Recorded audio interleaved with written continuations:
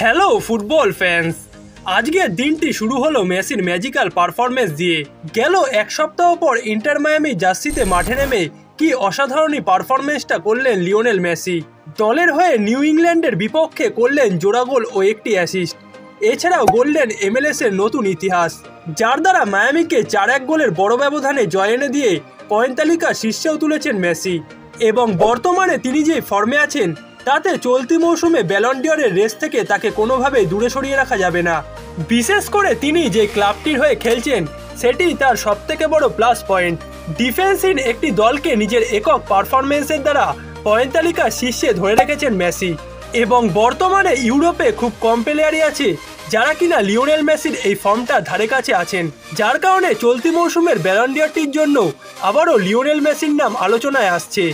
এবং মেসি যদি শেষমেশ আসছে সময়ে আর্জেন্টিনা জার্সিতে কোপা আমেরিকা ও MLS এর ট্রফিটা ইন্টার মায়ামির হয়ে জিততে পারেন, তবে রেকর্ড নভেম্বরের মতো ব্যালন ডি'অর তার হাতে দেখা যেতে পারে। লিওনেল মেসির অসাধারণ পারফরমেন্সে আজ ইন্টার মায়ামি নিউ ইংল্যান্ডের বিপক্ষে 4-1 গোলের বড় জয় পেয়েছে। নিউ ইংল্যান্ডের বিপক্ষে জোড়া গোল করার মাধ্যমে MLS এ মেসি তার গোল সংখ্যাটা নিয়ে গেছেন 9। এই গোল তিনি করেছেন মাত্র 7টি ম্যাচে। নিজের খেলা 7 ম্যাচে 6টিতে গোল পেয়েছেন মেসি, এর মধ্যে জোড়া গোল করেছেন 3টি ম্যাচে। আজকের ম্যাচটিতে জোড়া গোল করার মাধ্যমে তিনি এবারের MLS এর সর্বোচ্চ গোলদাতাদের তালিকায় শীর্ষে উঠেছেন।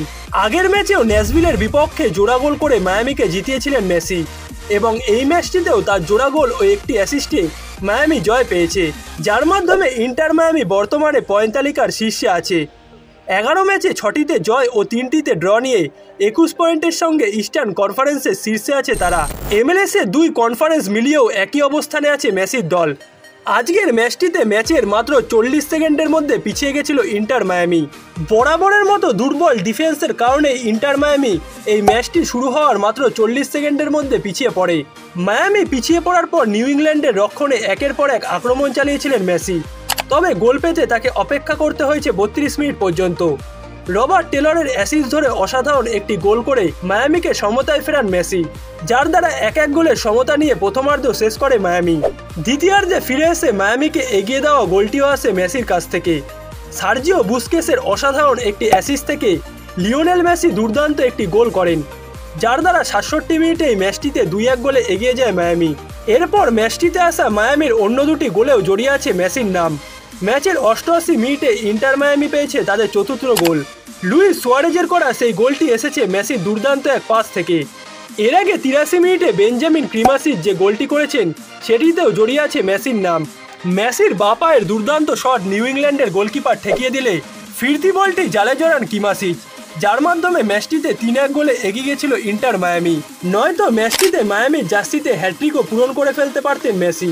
এছাড়াও মেসি আজকের ম্যাচটিতে গোল পাওয়ার মাধ্যমে ইন্টার মায়ামি জার্সিতে 7 ম্যাচে মোট 16টি গোলে কন্ট্রিবিউশন করেছেন, এবং তিনি MLS এর প্রথম ফুটবলার যিনি কিনা 7 ম্যাচে 16টি গোল করার রেকর্ড গড়েছেন।